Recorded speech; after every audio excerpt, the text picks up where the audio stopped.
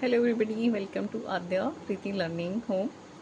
पिछले वीडियो में हमने क्वेश्चन फ्रेम करना सीखा था, जैसे आपके पति क्या करते हैं, आपका बेटा क्या करता है, आपकी बेटी क्या करती है। क्वेश्चन फॉर्मेट क्या था? What, WH word plus helping verb plus subject plus verb की फर्स्ट फॉर्म। आपने उम्मीद करती हूँ आपने प्रैक्टिस की होगी। अभी हम कुछ सेंटेंसेस सीखेंगे, कुछ वर्ब भी सीखेंगे, क्योंकि हमें वर्ब पता होनी चाहिए। अगर वर्ब का पता नहीं होगा तो हम बोल नहीं पाएंगे। गो का मतलब होता है जाना, और ये सारे वर्ब के फर्स्ट फॉर्म्स हैं। हर वर्ब के 3 फॉर्म्स होते हैं। मैं नेक्स्ट वीडियो में वर्ब फॉर्म्स भी अपलोड कर दूँगी। आपको तीनों फॉर्म्स याद होने चाहिए, क्योंकि जैसे ही आपका टाइम चेंज होता है, आपके काम की मतलब काम करने का जो वक्त है वो बदलता है, उसके हिसाब से आपकी जो वर्ब है उसकी फॉर्मेशन भी बदल जाती है। अभी हम वो काम किस इंग्लिश में बनाना सीखेंगे, उन सेंटेंसेस को सीखेंगे जो हम डेली करते हैं, that is part of our routine. जैसे गो का मतलब होता है जाना, ईट मतलब खाना, राइट लिखना, ड्रिंक पीना, एडवाइस सलाह देना, हैव माने रखना, डिग खोदना, मेक बनाना, कुक पकाना, प्रिपेयर तैयार करना, स्लीप सोना। और ये स्लीप है, नॉट स्लिप। स्लिप मतलब फिसलना होता है, SLIP, और ये स्लीप है, स्लीप। इसी तरह से मैंने एक वीडियो बनाया था जिसमें लिव और लीव में डिफरेंस बताया था। लिव, LIVE लिव, और LEAVE leave. Prepare, sleep, keep माने रखना, वीप रोना, कैरी मीन्स ढोना। जैसे वो अपना बस्ता ले जाता है, he carries his bag. I carry my bag, he carries his bag. सबसे पहले I go, he goes. I eat, he eats. I write, he writes. I drink, he drinks. I advise, he advises. I have a bath, he has a bath. I dig, he digs. I make, he makes. I cook, he cooks. I prepare, he prepares. I sleep, he sleeps. I keep, he keeps. I weep, he weeps. I carry, he carries. Subject मेरा जब आई है तो मैंने verb का simple form use किया है गो, लेकिन जैसे ही मेरा सब्जेक्ट ही हो जाता है तो मैंने गो में एस या ES ऐड किया है। जब आपका वर्ब जो है ओ से एंड होता है, यहाँ पे ओ से एंड हो रहा है तो मैंने ES ऐड किया है। जब सिंपल है, सिंपल कॉन्सोनेंट है तो हम एस ऐड कर रहे हैं। राइट है तो सिंपल एस ऐड किया। के में भी एस ऐड करेंगे। एडवाइज़, इसमें ई से एंड हो रहा है, इसमें भी एस ऐड करेंगे। हैव जो होता है वो मेन वर्ब होती है, इसके तीनों फॉर्म्स होते हैं। Have, had, had. हैज़ कोई वर्ब फॉर्म नहीं होता है। जैसे हमने गो में SAES ऐड किया, वैसे ही हम हैव में SAES ऐड करके हैज़ बनाते हैं। There is no verb form. Has जो है वो वर्ब की फर्स्ट फॉर्म नहीं है। सबको कन्फ्यूज़न रहता है। ज़्यादातर बच्चे विल के साथ में, जो ज़्यादातर न्यू बिगनर्स, न्यू स्पीकर्स होते हैं, वो विल के साथ में हैव की जगह हैज़ लगा देते हैं। That is completely wrong.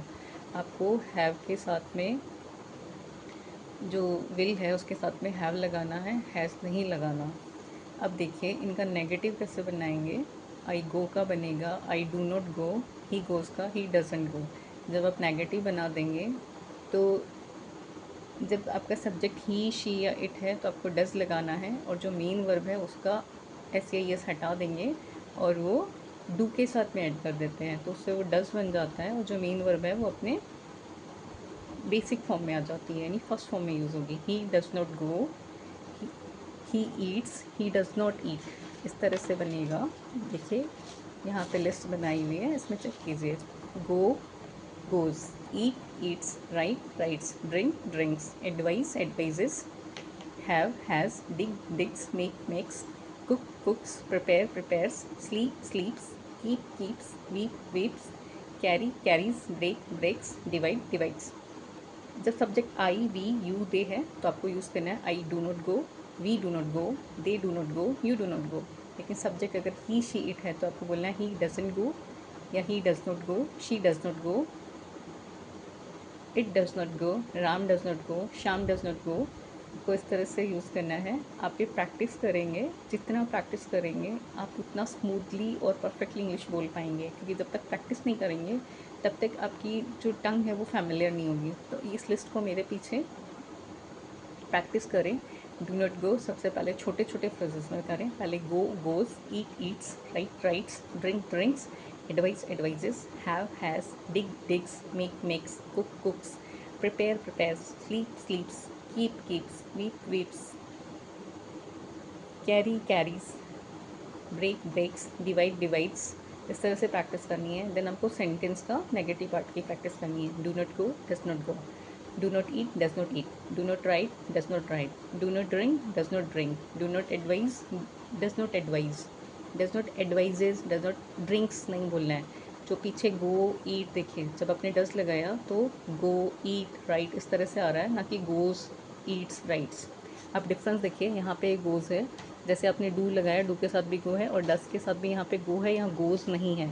ज़्यादातर स्पीकिंग में यही गलतियाँ आती है कि हम जब डज नोट बोलते हैं तो डज नोट गोज होता है, गोज बोल देते हैं। देखिए क्योंकि यहाँ पे सेंटेंस में जो अफर्मेटिव सेंटेंस में ही गोज है, लेकिन जैसे ही आपने नेगेटिव बनाया, जब आप नेगेटिव बनाते हो तो ही डज नॉट गो हो जाएगा। ये जो गोज का ईएस है वो हट के इसमें डू में लग जाता है।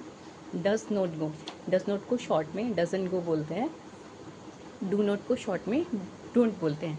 आई don't go, he doesn't go, I don't eat, he doesn't eat. आप डू नॉट ईट भी बोल सकते हैं, जैसे आपको कंफर्टेबल लगे आप वैसे बोलिए। स्पीकिंग में हम एब्रीविएटेड फॉर्म्स यूज़ करते हैं, जितना ज़्यादा शॉर्ट में आप यूज़ करेंगे उतना ज़्यादा आपकी स्पीकिंग जो है वो फ्लुएंट होगी।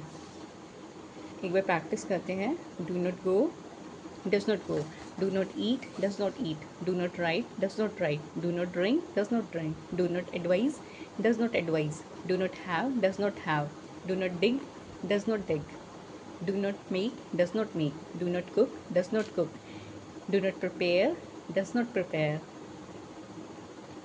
do not sleep, does not sleep, do not keep, does not keep, do not weep, does not weep, do not carry, does not carry, do not break, does not break, do not divide, does not divide। इनके meanings क्या हैं? गो का मतलब जाना, ईट means खाना, right लिखना, drink पीना, advice मतलब सलाह देना।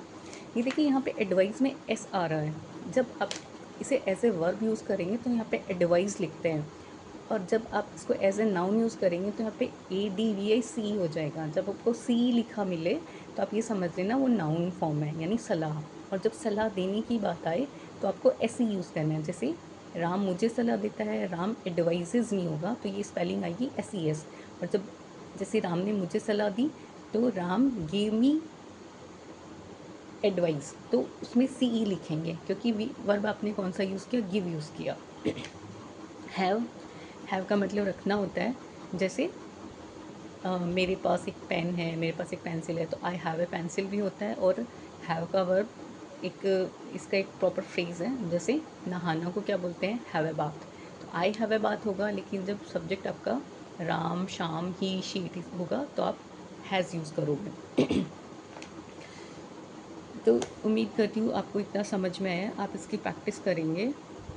और सबसे मुश्किल यही वाले सेंटेंसेस होते हैं, क्योंकि इसमें सब्जेक्ट के अकॉर्डिंग आपका जो हेल्पिंग वर्ब है वो चेंज हो रहा है।